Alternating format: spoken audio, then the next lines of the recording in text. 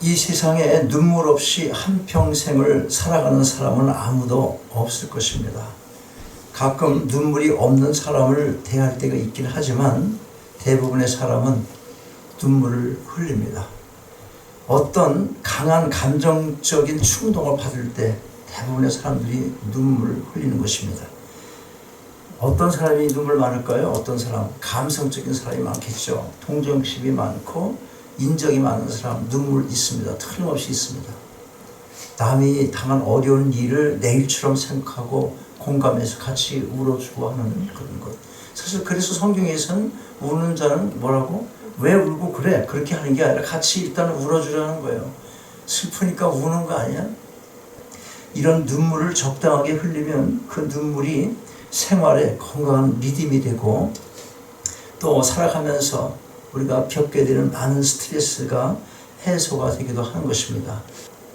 그런데 오늘 본문에 나오는 눈물 골짜기는 이 육체적인 눈물, 그것도 포함되지만 더 중요한 게 있어요. 여기서 눈물의 골짜기는 자기 인생의 최대의 위기이고 심각한 인생의 귀로인 것입니다. 이 시기를 극복하지 못할 경우 자칫 그 사람의 생애는 혼란과 파멸에 빠지게 되기도 하는 것입니다. 우리가 분명히 알아야 할 것은 이런 눈물 골짜기는 누구에게나 있다고 하는 사실인 것입니다. 눈물만 얘기하는 게 아니고 지금 눈물 골짜기라는 거예요. 눈물 골짜기. 왜 눈물 골짜기일까요? 그 골짜기 가는 게 눈물로 흘리는 슬픔을 갖고 있다는 거 아니겠어요? 힘든 삶이라는 거예요. 인생을 살면서 어느 시기에 그 눈물을 흘리지 않고는 못 빼기는 그러한 기간이 사람마다 있다는 거예요. 그게 평생에 잦은 사람도 있는 것이고 긴 세월이 가는 사람도 있는 것이고 잠깐 그 필요에 의해서 있을 수 있는 그런 시기가 다 있다는 것입니다. 중요한 거 뭐라고? 누구에게나 눈물의 골짜기는 있다고 하는 거예요. 아담이 범죄한 후에 에덴에서 쫓겨나면서 우리의 인생길에 이 눈물 골짜기의 시기가 필연적으로 딸려오게 된 것입니다. 믿음의 조상 아브라함의 생애에도 수다한 눈물의 골짜기가 있었습니다. 자신의 꾀로 인한 것이긴 하지만 자기 아내 사라를 애굽의 바로 왕에게 뺏겼을 때 그 마음이 편할 리가 없었을 것입니다. 또한 백세에 낳은 아들 이삭을 제물로 바치라는 하나님의 명령을 들었을 때 그의 마음이 어떠했겠습니까? 또 요셉은 어떠했어요? 형들의 음모에 의해서 결국 애굽으로 팔려가 보디발의 집에서 종살이를 해야 했습니다. 억울한 옥살이 신세를 감당해야 했고 위로받을 곳도 없고 위로해 줄 사람도 없는 외로움 속에서 얼마나 많은 눈물을 흘렸겠습니까? 다윗 왕도 이런 인생의 눈물 골짜기를 여러 번 지나온 사람입니다. 사울 왕에게 쫓기면서 생사의 기로에서 헤맨 그의 생애는 눈물 골짜기를 통과하는 긴 인생길이었습니다. 더구나 그의 아들 압살롬의 반역으로 도망 다녔을 때의 그의 생애는 참으로 견디기 어려운 눈물 골짜기가 아닐 수가 없었습니다. 이와 같은 눈물의 골짜기는 예수님도 지나가야 했습니다. 예수님은 나사로의 무덤을 찾으셔서 눈물을 흘리셨고 십자가를 지실 일을 생각하면서 눈물 골짜기를 경험해야 했습니다. 히브리서 5장 7절을 보면 예수님은 육체로 계실 때에 자기를 죽음에서 능히 구원하실 이에게 심한 통곡과 눈물로 간구와 소원을 올렸다고 말씀합니다. 그런데 여러분, 하나님의 백성들에게 특별히 이런 눈물을 흘려야 할 이유가 있습니다. 그 이유가 시편에 나오는데 시편 80편 5절을 보면 이렇게 말씀해요. 주께서 주의 백성을 눈물 양식으로 먹이시며 다량의 눈물을 마시게 하셨다. 그렇게 기록합니다. 그러니까 눈물이 뭐라는 겁니까? 눈물이 양식이라는 거예요. 양식인데 그걸 다량으로 하나님께서 마시게 한다는 겁니다. 눈물 많이 흘린 인생이 하나님 일을 합니다. 여러분 틀림없어요. 그건.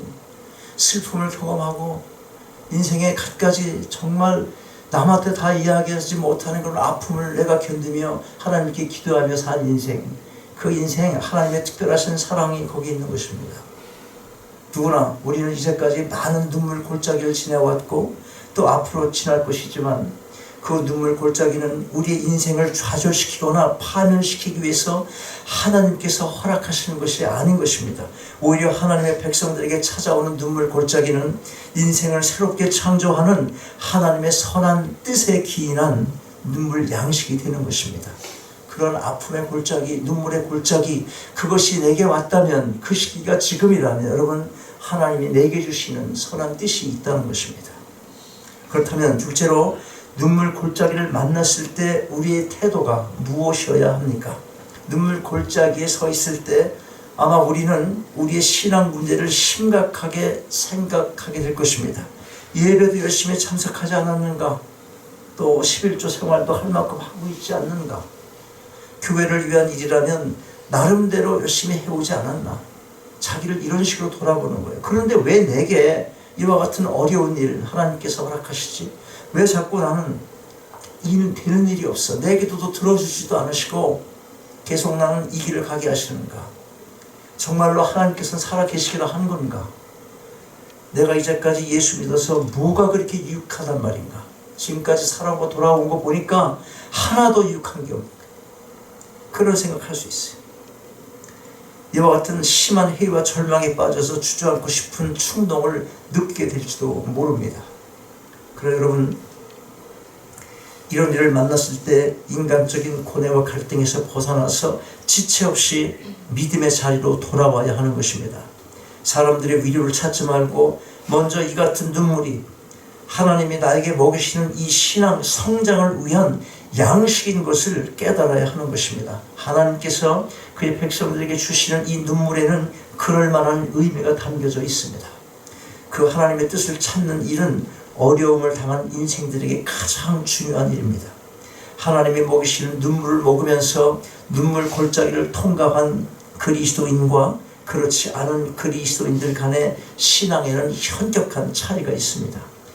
아무 부담 없이 그냥 정말로 편안하게 예수 믿는 사람들, 그 사람들에게 기대할 게 별로 없어요. 그냥 맨날 그래. 그냥 똑같죠. 뭐. 예, 그냥 그렇죠. 그런 카이로스 타임을 잡지를 못하는 인생인 거예요. 하나님의 때를 찾지 못해. 기회가 왔는데도 잡을 수 있는 동력이 없는 거예요. 내가 평탄하게 가니까. 그런데 하나님은 그래서 눈물의 골짜기를 허락하는 거예요. 내가 너한테 그렇게 이야기하지만 너 잘 나가고 있으니까 나 돌아보지 않잖아. 뭐 네가 지금까지 잘 믿어왔다고? 기도도 했는데 안 들어줬다고? 그런데 너 아직 멀었기 때문이야. 그런 메시지를 갖고 있단 말이죠. 어떤 어려운 일 가운데서도 하나님께 대한 변치 않는 사랑으로 주님을 위해 자신의 전 생애를 바칠 수 있는 믿음의 사람들은 모두가 이 눈물 골짜기를 여러 번 통과한 사람들입니다. 본문 6절 말씀 상반절 뭐라고 합니까? 저희는 눈물 골짜기로 통행할 때에 그곳으로 많은 샘이 되게 하며. 자, 이 말씀을 세번역 성경은 이렇게 번역을 합니다. 그들이 눈물 골짜기를 지날 때에 샘물이 솟아서 마실 것입니다. 눈물 골짜기를 지날 때 샘물이 솟아난다는 거예요. 그것도 작은 샘물이 아니라 많다는 거예요. 힘든 길을 갈 때마다 얼마나 우리가 찾는 게 뭡니까? 힘든 길 갈 때 뭘 찾습니까? 우리 물 많이 샀어? 찾잖아. 여러분 어딜 차 타고 좀 멀리만 가도 물 사잖아. 마실 물 사잖아. 힘든 길 갈 때 마실 물이 있다는 것, 그건 곧 생명수가 아닐 수 없다는 거예요. 이거 기억하십시오.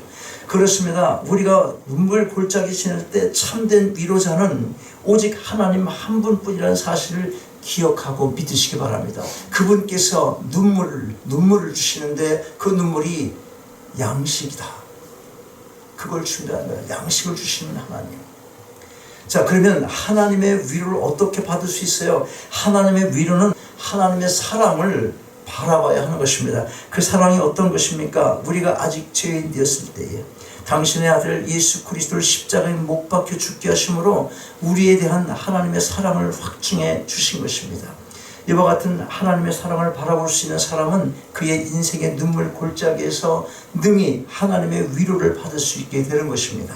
주께서 말씀하십니다. 너희가 악한 자라도 좋은 것으로 줄 알거든 하물며 하늘에 계신 너희 아버지께서 구하는 자에게 좋은 것으로 주시지 않겠냐. 여러분이 눈물 골짜기를 실 때에 하나님의 뜻을 바라보면서 신앙으로 이겨내기만 한다면 힘을 얻고 더 얻어서 마침내 믿음의 승리자가 될 수 있을 것입니다. 성경은 이렇게 말씀합니다. 시험을 참는 자는 복이 있도다. 이에 옳다 하심을 받은 자들에게 생명의 면류관을 주실 것이라.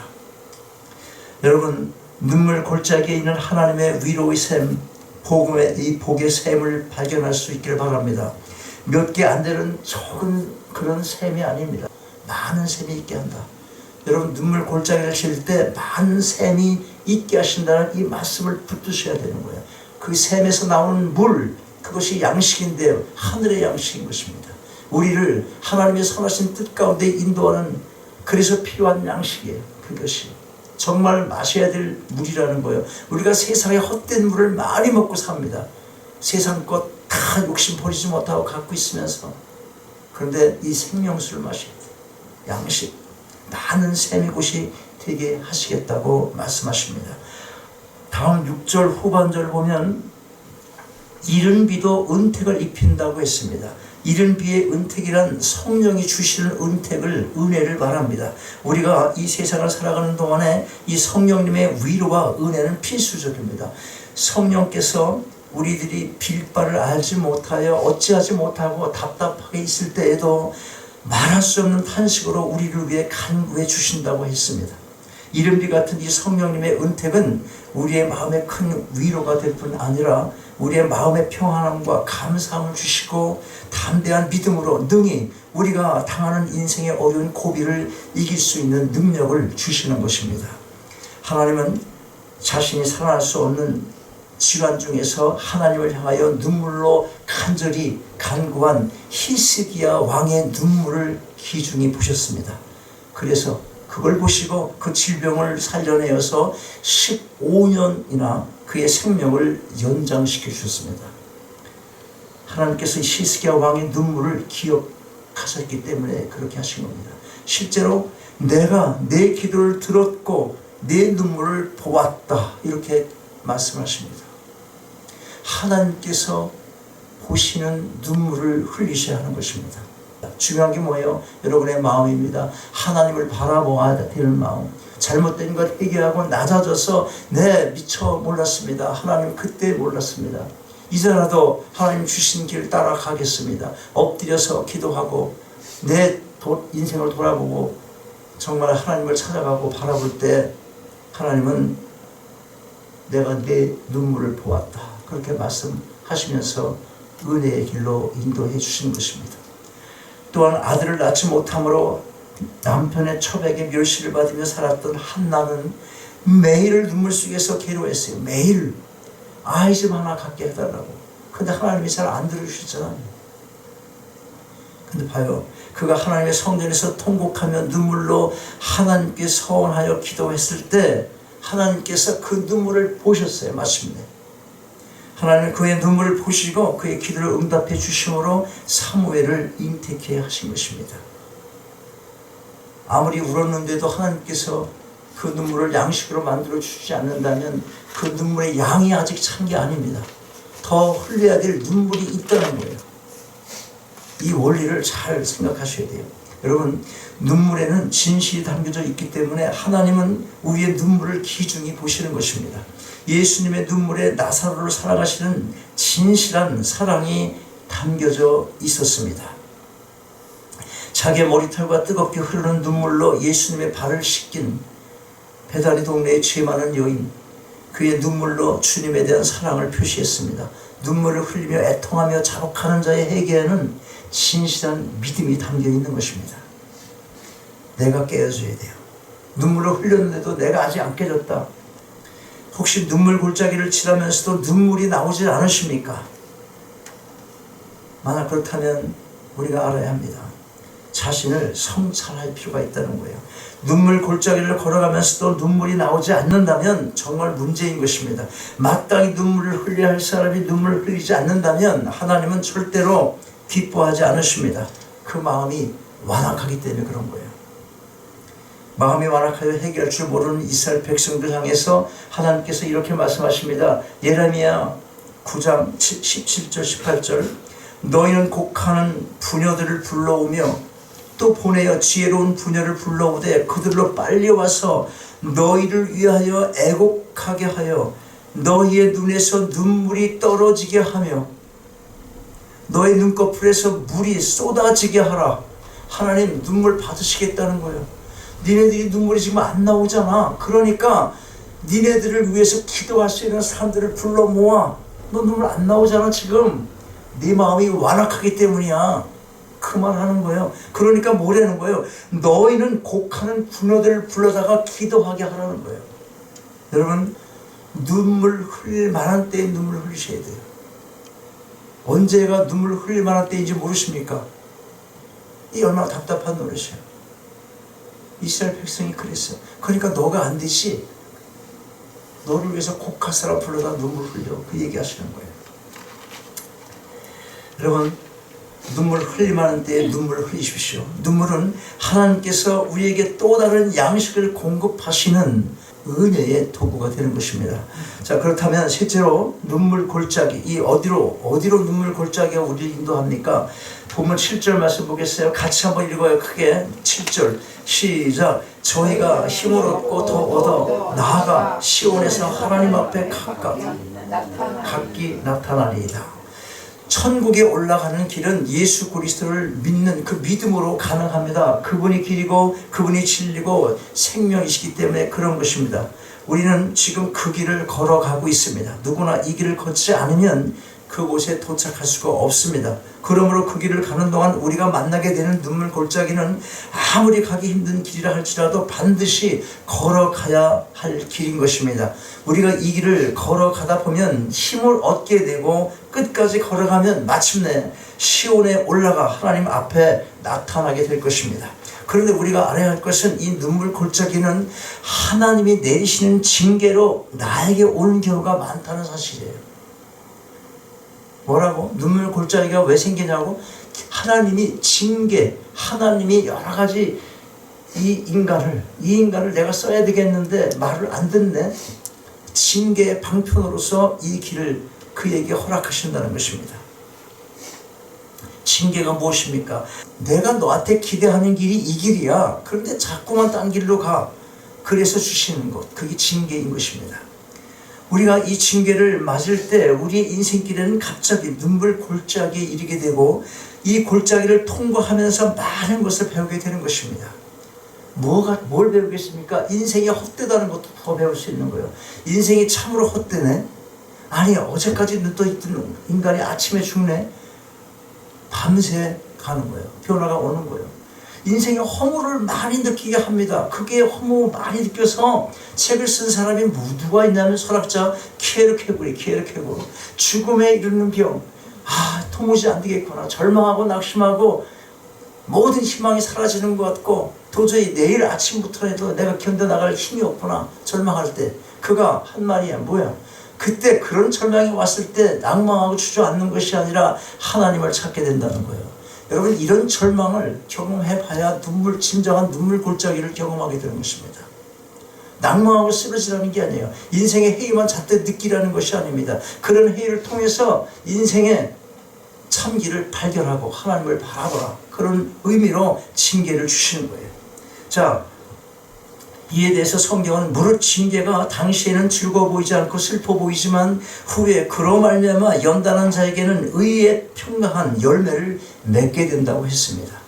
또한 눈물 골짜기는 자기가 심어놓은 씨앗의 열매로 올 때도 있는 것입니다. 사람은 자기 인생길에서 자기가 무엇을 심든지 심은 대로 그 심은 대로 거두게 되어 있는 것입니다. 땅에 뿌리는 씨앗만이 열매를 맺는 것이 아니에요. 사람들이 그의 행위로 뿌린 행실은 인생의 씨앗이 되어서 결국 심은 대로 거두게 되는 것입니다. 이 일을 행하시는 이는 하나님이시기 때문에 하나도 어김이 없는 거예요. 하나도 틀림이 없는 것입니다. 그런데 보면 우리가 이 같은 인생의 눈물 골짜기를 통과하는 가운데 힘을 얻게 된다고 하십니다. 징계로 주어진 그 길에도 내가 심어놓은 잘못된 걸로 인해서 얻어지는 그러한 뿌린 대로 거둬들이는 그런 열매로서 징계를 지금 당하고 있지만, 그런데 거기 그 길을 가는 가운데 힘을 얻게 된다.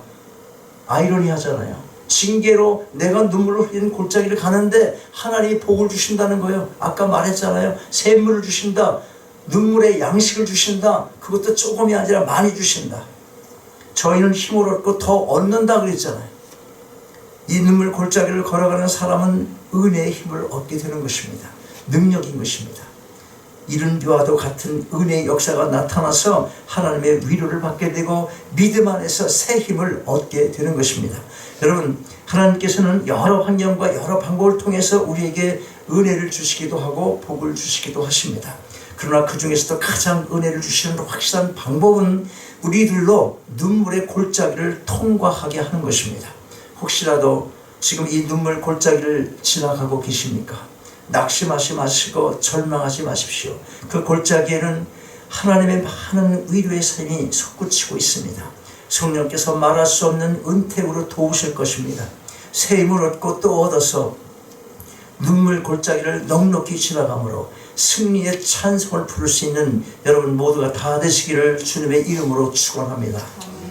아버지 하나님, 이 시간 주신 말씀 감사함으로 마음에 담습니다. 세상을 살면서 그 누구도 예외 없이 눈물의 골짜기를 지나게 됨을 배웠사오니 그 시기를 만났을 때 그때가 오히려 은혜 받을 만한 때인 것을 깨닫게 하시고 더욱더 굳건한 믿음으로 자신을 돌아보는 기회로 삼게 하옵소서. 그리하여 소망 가운데 엎드려 기도하게 하셔서 새 힘을 얻어 넉넉히 눈물 골짜기를 지나가게 하시고 승리의 기쁨으로 하나님을 찬양하며 살아가는 저희 모두가 다 되게 하옵소서. 주 예수 그리스도 이름으로 기도하옵나이다. 아멘.